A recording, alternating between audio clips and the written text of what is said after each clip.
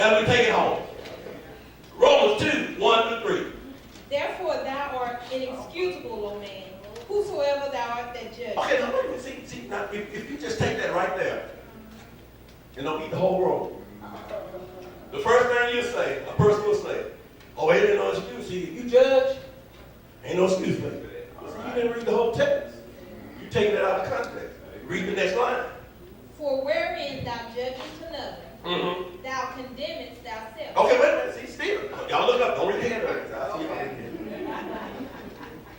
See, if you just read that right there, the Bible said you're not going to judge, but when you condemn somebody, you condemn yourself.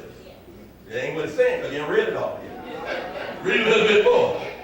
For thou that judgest doest the same thing. Yeah, you're doing the same thing.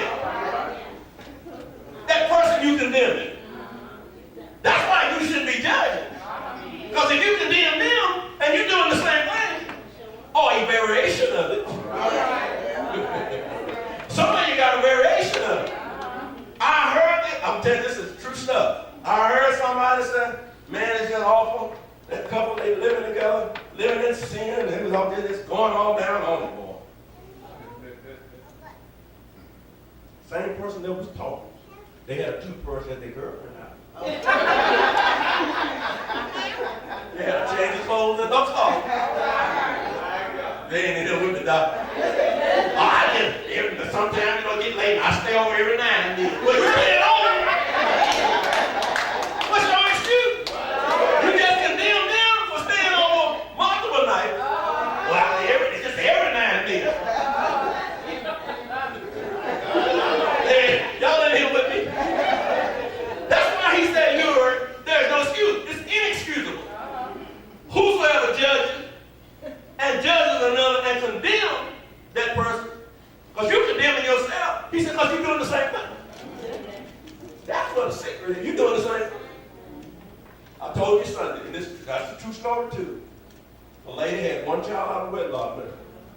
A relative, other relative had 2 or 3, maybe 4. I think it was 4. She thought that person was the horriblest person. Bring shame. On the name of your family. Yeah, well, your child got the same name. Your name ain't changed. Y'all how to do it.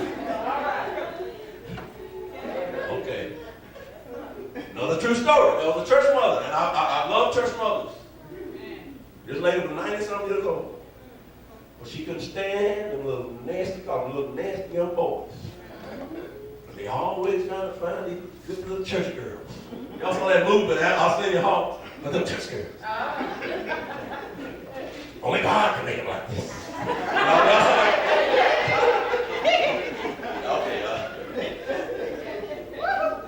And that church mother, she always looking. She should be listening to the message. She watching those children going and coming. She saw them little boys going out. She saw the girl go out first. Then the boys went out a little later. And then she went out right after them little boys. And she's always talking about them little nasty boys.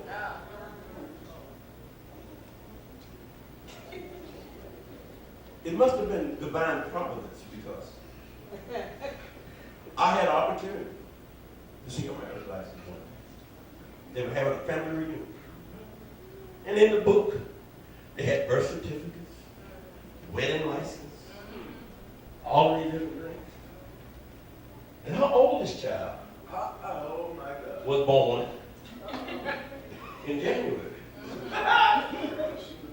And she got married in like the spring or April of the next year. Well, see, she had a thing about the little nasty boy.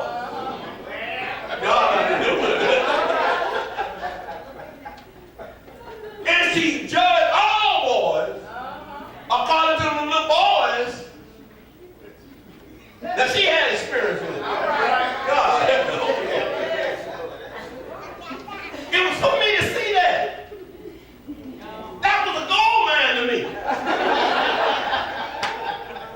It vindicated me because I'm sitting there.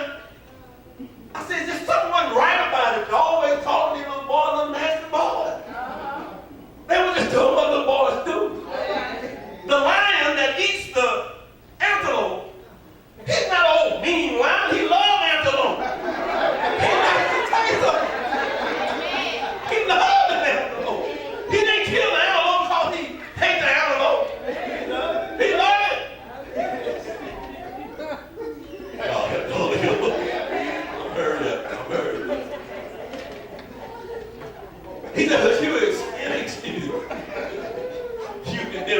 the same stuff. Read what he said. But we are sure that the judgment of God is according to truth against them which commit such things. Come on, read it. And thinkest thou this, O man, that judgest them which do such things, and doest the same, that thou shalt escape the judgment of Yeah, God? you do the same thing. How you going to escape judgment? And you're doing the same thing. It's a variation. It's a variation. As we close, 1 Corinthians 6:1, and it reads. Dare any of you, having a matter against another, go to law before the unjust, and not before the saints? Now this is a hard one right here. All right. But it's a good, I won't have time to finish this, because he's going to tell you in a minute not to take the saints before the law. But see, I can't lead you there because there are cases where you can take them before the law. What he's talking about here, he's talking about that petty stuff like they come borrow money from you and didn't pay it back. God, I hear me. He's talking about little stuff. He's talking about felony stuff. I don't have time to give you the other side of that. But we're going to read it in just a second. But he said, you have a matter against another. You're not to go to the law before the unjust. You should go before the church. That's what he said. Oh, leave a bad taste in your mouth tonight. Number 2. Do you know not that the saints shall judge the world? The saints of God are going to sit in judgment